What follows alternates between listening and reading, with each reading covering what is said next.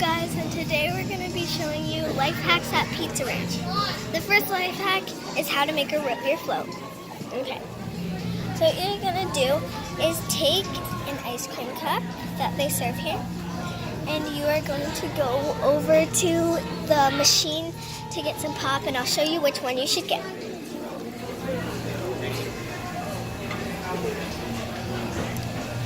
You should get the one that says Barks. I don't know. That one? Barks root beer. And then what you're gonna do is put your root beer into the cup. And it should look like this. And you should put a spoon of your ice cream and put a straw. And then once you're done, what you're going to do is put your root beer onto your lid.